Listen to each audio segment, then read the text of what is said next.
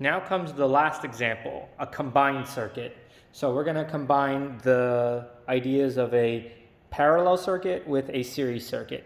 And the way we're going to do this is we're going to have current running through the positive terminal, right? It's going to reach this part of the light bulb, and then from here it's going to split. Some of the current's going to go through here, and then some of this current's going to run through this little black wire and go through here. So we're going to have current going through here and here. There's going to be a split. This is our junction point. Then the current that comes out from this end and then the current that comes out from this end, they're going to join together. So to do that, we're going to have current going through this end. And it's reached here. And we're going to have current going through this end. And it's going to go through this point right here. Actually, I'll put it the opposite way. So the current came through here, it's here. The current came through here, it's here. So all the current is now in these two wires, and we're going to put them together so they're joining up again. And once they've joined up together, they are going to go through this new wire as a single piece. And from this new wire, they're going to go through, all of the current is going to go through this light bulb here. And then from that light bulb, it's going to go back into the power supply. So this is a combination circuit. You've got parallel circuits there combined with a series circuit. So these two in parallel are in series with that light bulb right there.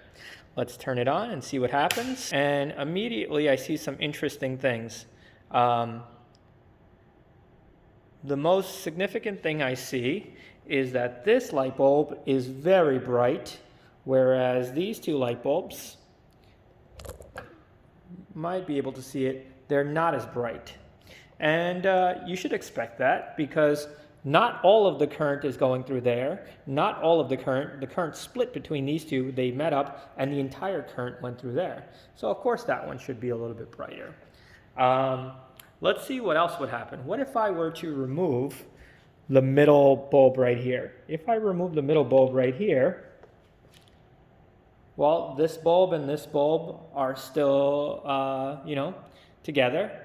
And now what this is saying is we shorted this out. So all the current is now, when it gets to this point right here, is just going to go through this light bulb. And then it's going to not even do anything here. It's just going to go straight into the second light bulb. And you can see that the brightness of this light bulb and the brightness of this light bulb are now about the same. But as soon as I put it back on, this gets brighter and then these two drop. Is this hot? So if I do the same thing over there, because they're in parallel, the same thing should happen.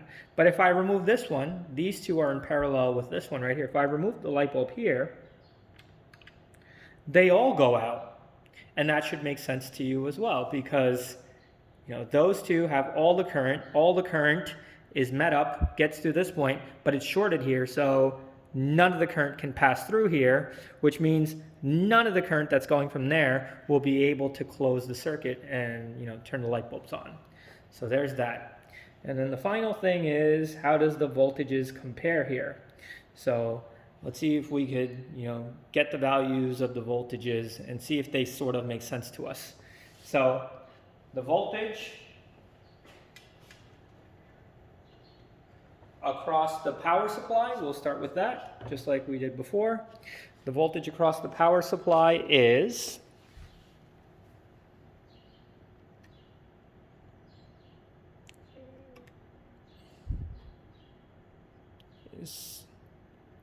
stop messing around. There we go. And then the voltage across the first light bulb is given by this value.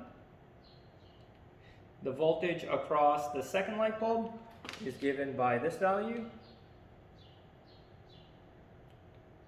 And the voltage across the third light bulb is given by this value.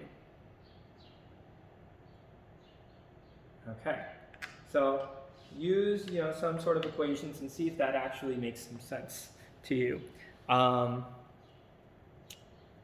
I'll put the resistance values of the light bulbs up later or something. Maybe you might need that, maybe you don't. We'll see.